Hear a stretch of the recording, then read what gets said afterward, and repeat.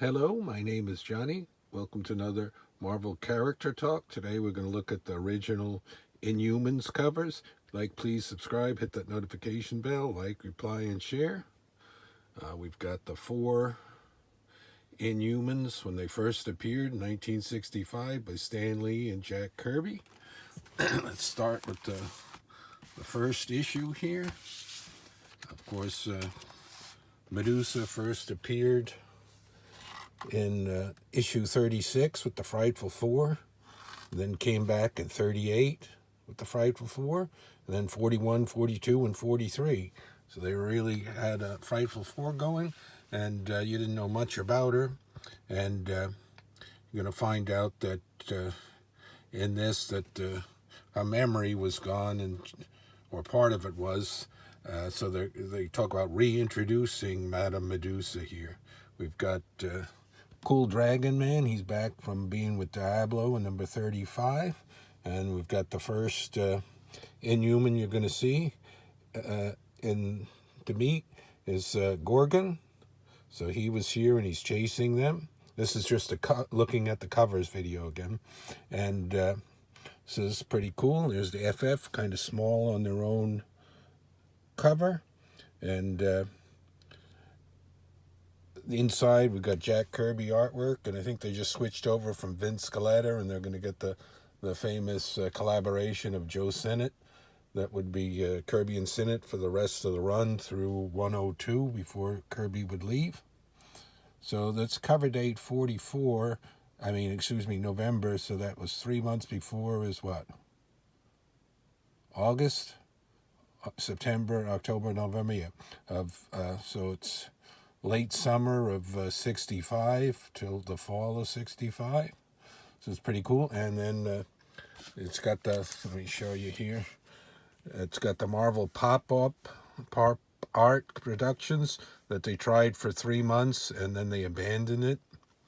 They tried to get rid of the word comics group. They thought, oh, this is better, Pop Art Productions.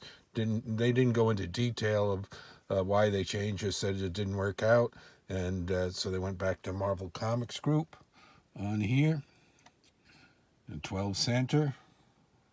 Right, let's look at number 45. Classic cover. FF looking pretty good. The Thing was just about at his pinnacle now, of the way he looked with his brow and everything. So Kirby kept evolving, and he looked pretty much the same on, and so with the rest of the FF, and Sue's hair would change a bit, get a little bit longer later on. And looks like Mr. Fantastic's working out and so forth, and Johnny Storm looks older than his years. Remember, he hasn't quite even gotten into college yet, so he's still supposed to be about 18, going on 19 here. And then you got the first look at the Inhumans. Can't really see them, but of course you can see Medusa, and then there's Gorgon, and I guess that's Triton right there, and then that's Karnak. Even though, I don't know, he was super strong, his power was like he was finding a weak spot and using like a karate chop or some judo chop they used to call it back then, to find a weak spot. And so you're not seeing Black Bolt yet. Really cool with the stars, purple background. Really nice. The world's greatest comic, still a pop art production. So cover date December. Really classic. And then we've got this one. So that's a good one. First one. And this is the classic with, I love the floating heads. Those who would destroy us, introducing the mystery of the Seeker. And if you don't see him in the cover, but Maximus is in here and being a troublemaker. So that's his brother, the Black Bolt's brother. So a real good look at Black Bolt. And there's Triton and Karnak. And of course there's Gorgon, Medusa, and then there's Crystal. She has elemental powers, and then she's going to hook up with Johnny Storm. And then, of course, there's Lockjaw, everybody's favorite Lockjaw. And then they're looking pretty good, but I like that look a little bit better than the way this one was drawn. Really could. See Johnny Storm, Sue, and then Reed. And they're back to the Marvel Comics group. So January 66. So that was what, October?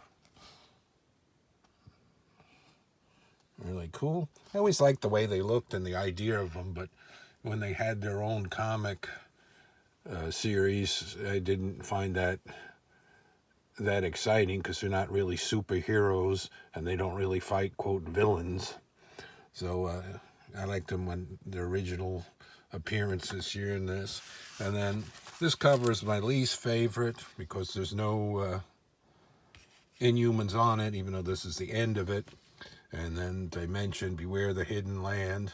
FF looked pretty good, but I'm never that much of a fan when they have so much gray on the cover. They've done that on a lot of different issues back then. I like the purple background, classic yellow and red. So it's issue 47. And then, of course, this would flow into 48, 49, and 50. It'd be the Silver Surfer trilogy. So you got the Watcher on the next cover over here, and you got Galactus and Silver Surfer, and then 50 they got Johnny Storm, goes to college over here on a brown background, and the FF and stuff, and 50 isn't that of a good a cover.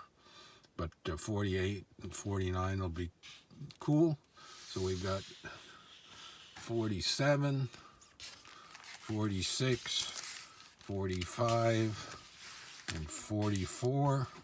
So you pick these up and trade paperbacks and all different kinds. They've redone it, or you can get these issues in lower grades, and they're not too expensive to get for some Silver Age. And then if you want to, they can be quite expensive to get high grade or graded high CGCs. But I like these are nice reading copies. Maybe in the future I'll do a look through of one of the issues or so. Till next time, thanks for watching, everyone.